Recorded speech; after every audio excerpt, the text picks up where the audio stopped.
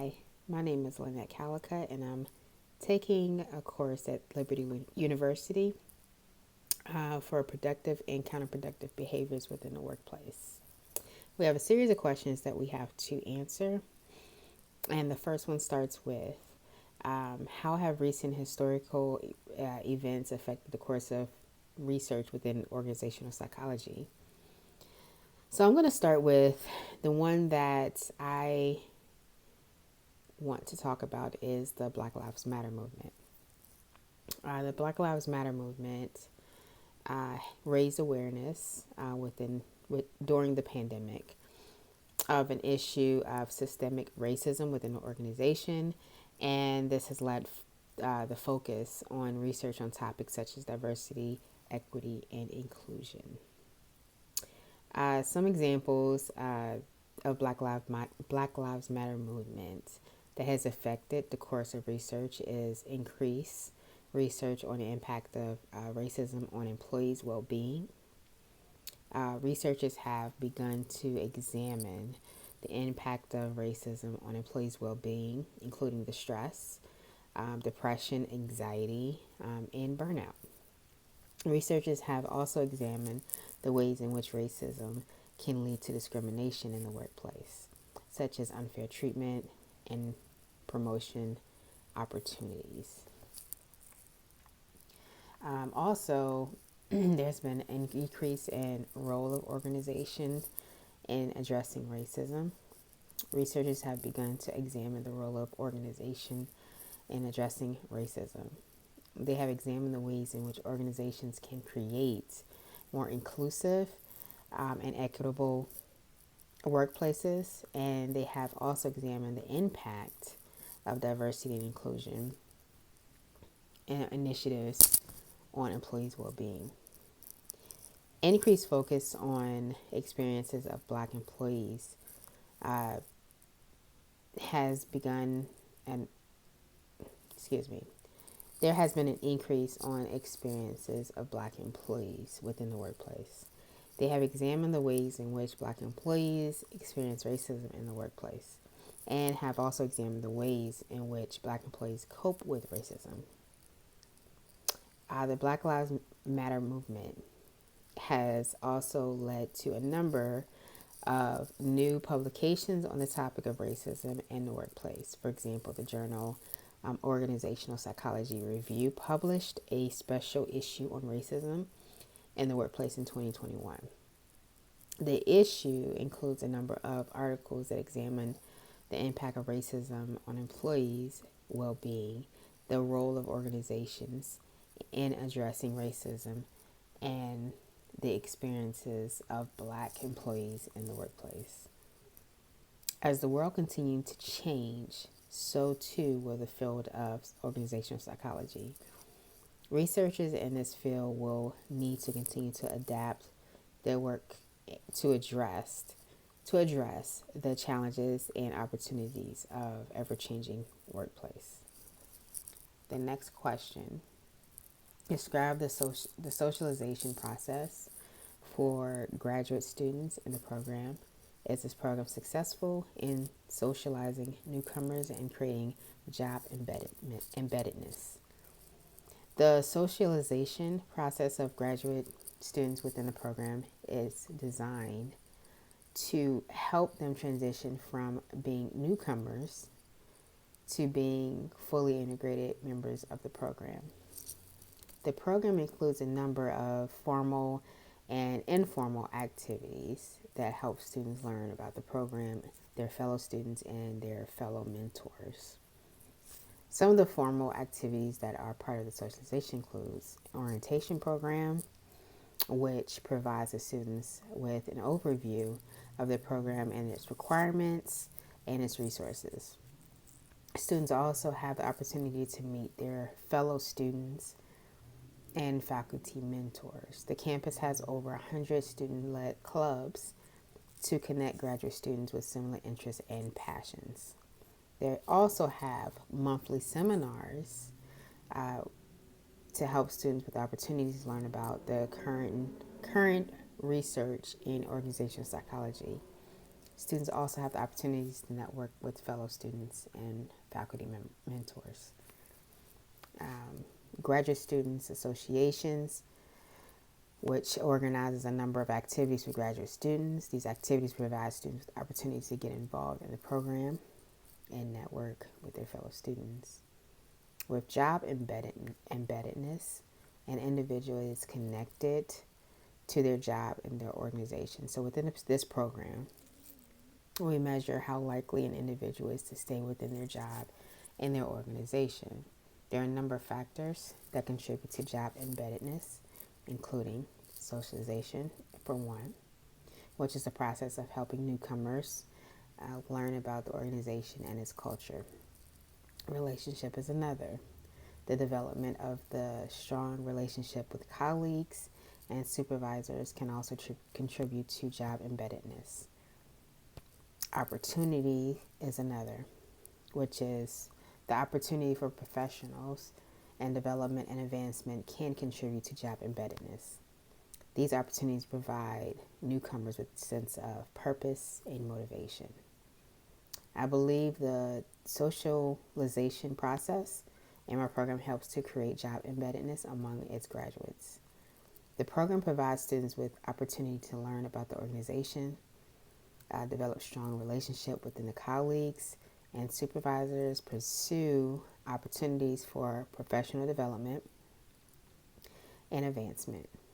These factors all contribute to job embeddedness, and I believe that they help to ensure that my program's graduates are likely to stay within their job and their organizations. Question. The next question. How can organizations reduce and or prevent work-family conflict? So work-family conflict is a common problem that can have a negative impact on employees' well-being, productive, and job satisfaction. There are a number of things that organizations can do to reduce, or prevent work-family conflict, including offering flexible work arrangements, which includes telecommuting, flex time, helping their employees balance their family and work responsibilities. Provide paid parental leave, which allows the employees to take time off from work to bond with their newborn child without having to worry about financial hardship. I think this is a great one, which is offering on-site childcare, which is valuable resources for employees who have young children. It can help reduce the stress of finding and paying for child care, which can be expensive. And it can also provide employees with the peace of mind knowing that their children are safe and secure environment and close by. Promote culture, work-life balance. Organizations can promote a cultural work-life balance by providing employees with resources and support. This could include offering stress management workshops, providing mental health workshops, and creating a supportive and understanding work-life environment. Also, I think one of the biggest ones is encouraging open communication. Organizations can encourage open communication between employees and managers about work-family conflict.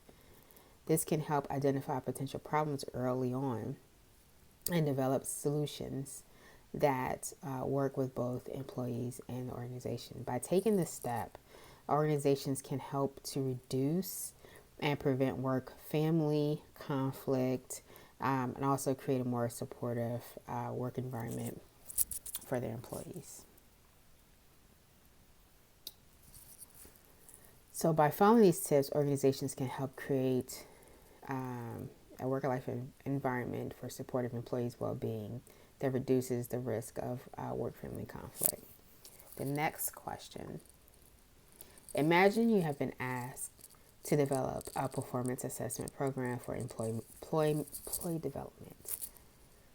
What techniques can you use to adequately evaluate employee performance as comprehensively as possible? Think of Murphy's List.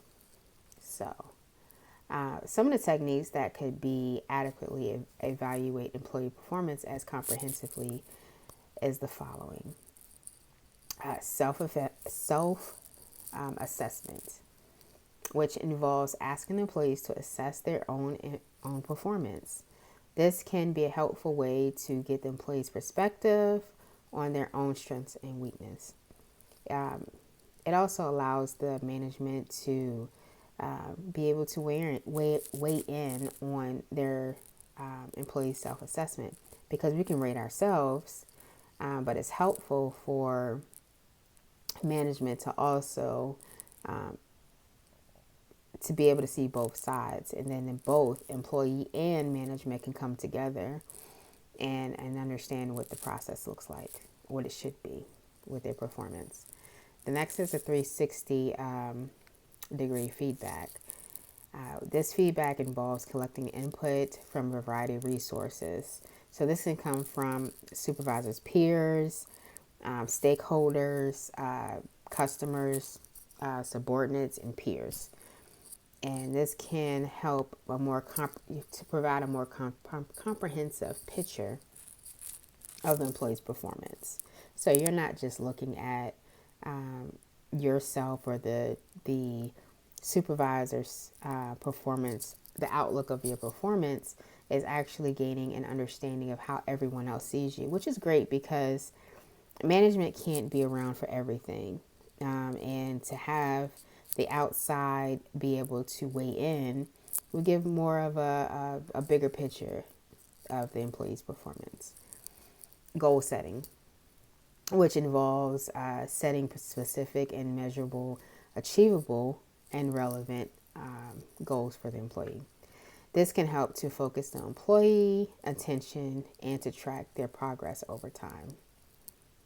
Observation. This includes observing the employee's performance in the workplace. This can provide a helpful way to see the employee's action and to get a sense of their skills and abilities. Performance appraisal. This is a formal assessment of the employee's performance. This typically involves the employee's supervisors providing feedback on the employee's performance. So basically seeing from the supervisor's point of view of how they perceive you and where you are in your performance. So it's important to provide a variety of techniques to evaluate an employee's performance.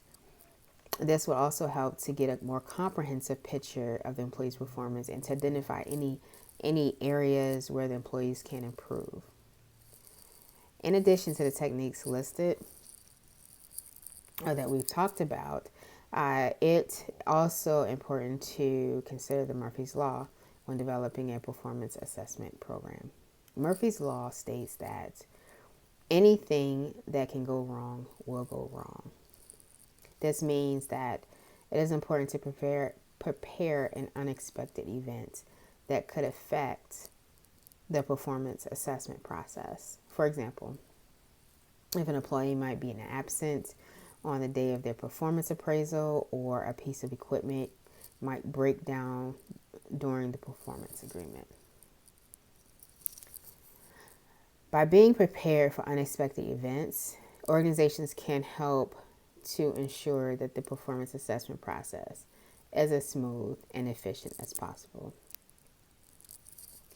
So some examples or tips to help develop a performance assessment program to be more comprehensive and fair would be to be constructive and provide the employees with suggestive improvements, and provide the employee with feedback and on their performance in a timely manner, and treat the employee with respect and dignity throughout the performance assessment process. By assessing or applying these tips, the organization can help to ensure that their performance assessment programs are effective and fair. The next question: what are some possible common organizational constraints? How could they lead to counterproductive behaviors? Behaviors. Organizational constraints are work conditions that interfere with and inhibit employee motivation and execution. They can be anything that makes it difficult or impossible for an employee to complete their job. Some possible common organizational constraints include lack of resource, which can include lack of time, money, materials, equipment, or unclear conflicting goals. When employees are not sure what they're supposed to be doing or when their goals are conflicting, it can be difficult for the employees to be motivated and productive. Just not understanding what the goals are, and it's best to be on the same playing field when trying to motivate your employees. Poor communication. When communication is poor, it can be difficult for employees to know what is expected and what's needed for them to succeed in their position.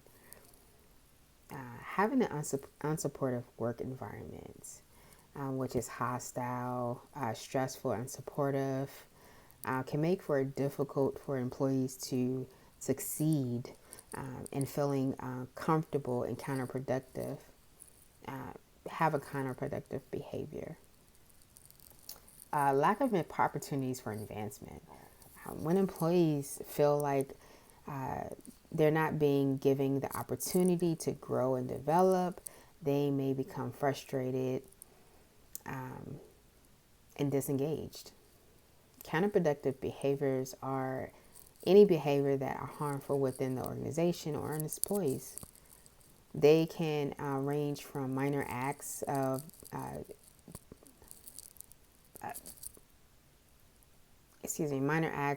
just not feeling included, such as just wasting time,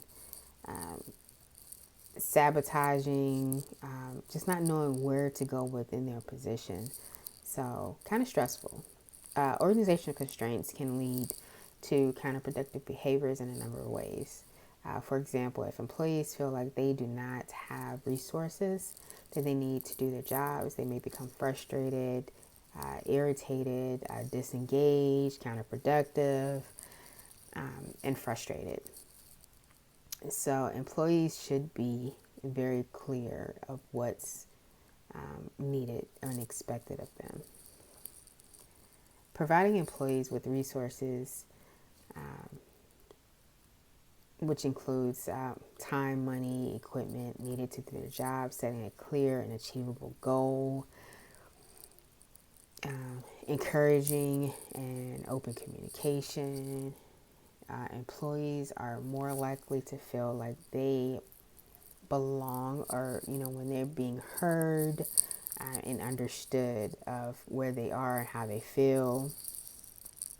This can help to reduce frustration and promotion positive work relationship. So basically creating a supportive work environment to where everyone can be respectful, fair, reducing any stress that's needed to help them promote employment engagement. So providing opportunities for advancement. When employees feel that they have opportunities to grow and develop, they're more likely to be more motivated and productive. By taking these steps, organizations can help to reduce likelihood and that organizational constraints that can lead to counterproductive behaviors. So that's the end of the questions that I have to answer. Thank you for listening, and have a great day.